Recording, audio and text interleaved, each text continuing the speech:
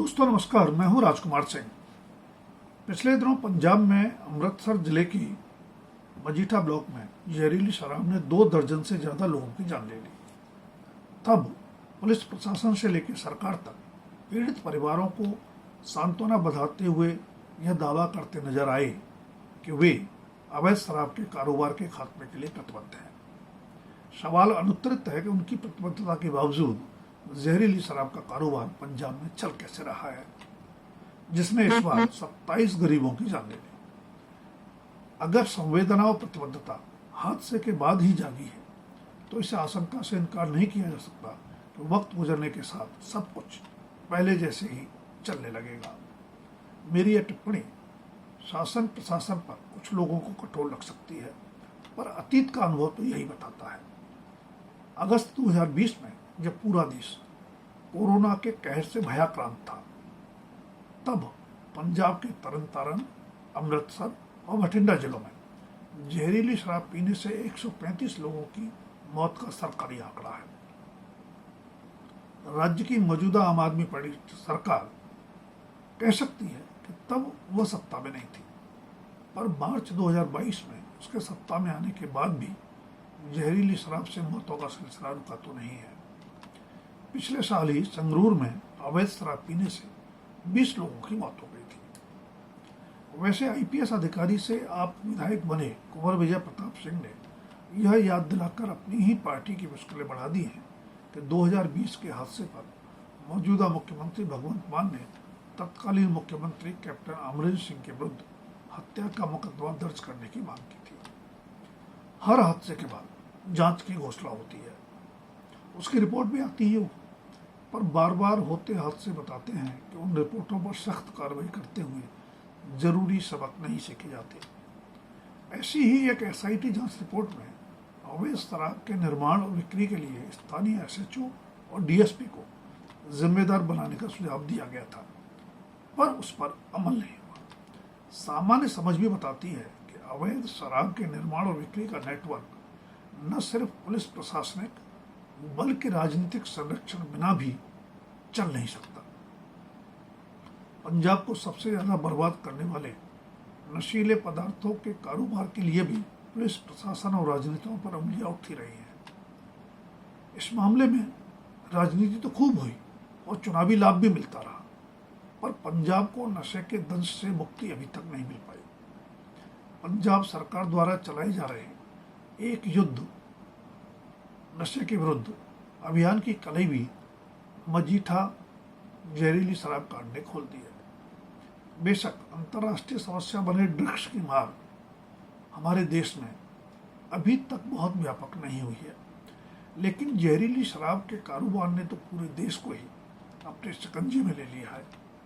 2022 में संसद में एक सवाल के जवाब में खुद सरकार ने बताया था कि 2016 से 2022 के बीच देश भर में 6172 लोगों को जहरीली शराब पीने से जान गंवानी पड़ी। यह सरकारी आंकड़ा है, वास्तविक संख्या इससे ज्यादा हो सकती है। जाहिर है अवैध शराब, जिसमें से कुछ जहरीली साबित होती है, से मौतों का सिलसिला 2016 से पहले भी चल रहा था और 2022 के बाद भी जारी है, क्योंकि उसके कारोबार को रोकने की कोई ईमानदार कोशिश तो नजर नहीं आती।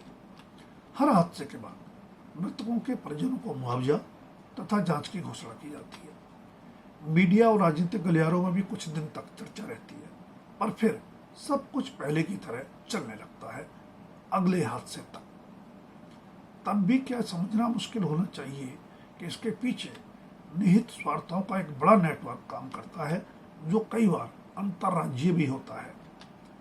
भारत के संविधान के अनुच्छेद 47 के तहत राज्य के नीति निर्देशक सिद्धांतों में कहा गया है कि राज्य औषधीय प्रयोजनों को छोड़कर मादक पेय पदार्थों और स्वास्थ्य के लिए हानिकारक दवाओं के सेवन पर प्रतिबंध लगाने का प्रयास करेगा। लेकिन ज्यादा से ज्यादा राजस्व जुटाने के चक्कर में हमारे यहाँ शराबखोरी को हर तरह से प्रोत्साहित किया जा रहा है। दूध और दवा की दुकान शायद आपको तलाश करनी पड़े, स्कूल के लिए कई किलोमीटर दूर जाना पड़े, पर शराब की चमचमाती दुकानें अपने घर दफ्तर के पास से लेकर राजमार्गों तक पर आपका ध्यान अनचाहे भी खींच लेंगे। कोरोना काल में भी राज्य सरकारें सबसे पहले शराब के ठेके खोलने को तावली नजर आए। तमाम राज्य सरकारों के राजस्व में आबकारी शुल्क यानी एक्साइज ड्यूटी की बड़ी हिस्सेदारी रहती है,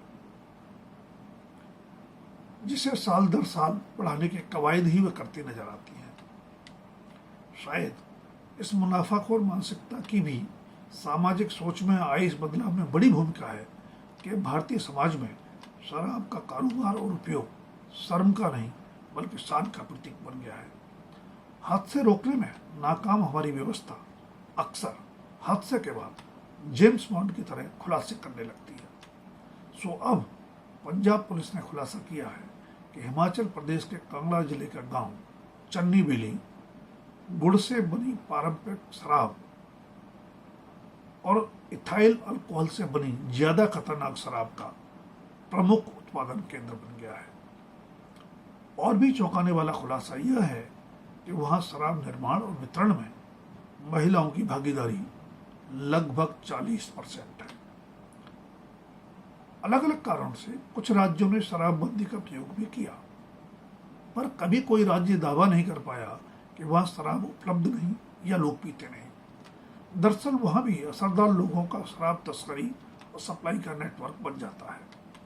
मद्य निषेध के सबसे बड़े पक्षधर राष्ट्रपिता महात्मा गांधी की जन्मभूमि गुजरात में अरसे से शराबबंदी है, पर एक अध्ययन बताता है कि राजस्थान, मध्य प्रदेश सरीखे पड़ोसी राज्यों से लेकर गोवा तक से वहां भी हर साल 12 से 15,000 करोड़ रुपए की शराब विभिन्न तरीकों से तस्करी कर लाई जाती है, जिसमें से 300 से 500 करोड़ तक की शराब जब्त कर पुलिस अपने कर्तव्य की इतश्री भी कर लेती है। इस तरह की शराब सेहत के लिए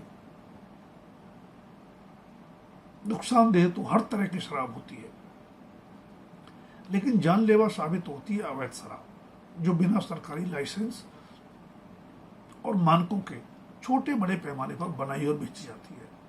पीने वाले का नशा, बनाने वाले का मुनाफा बढ़ाने की कवायद में ही अवैध शराब जहरीली बन जाती है, क्योंकि उसमें सस्ती सामग्री का इस्तेमाल किया जाता है। सस्ती मिलने वाली अवैध शराब का सेवन सबसे ज्यादा गरीब मजदूर आदि करते हैं। मरने वालों में भी सबसे ज्यादा वही शामिल होते हैं। कई बार उनकी सही संख्या भी सामने नहीं आ पाती। शायद इसलिए भी बड़ी संख्या में मौतों के बावजूद उसका शासन प्रशासन पर ज्यादा असर नजर नहीं आता। दोस्तों, अगर वीडियो पसंद आए तो लाइक, शेयर और सब्सक्राइब अवश्य करें। अपनी राय भी कमेंट बॉक्स में दें। धन्यवाद। अभी के लिए इतना ही। जल्द फिर मिलेंगे किसी नए विषय के साथ।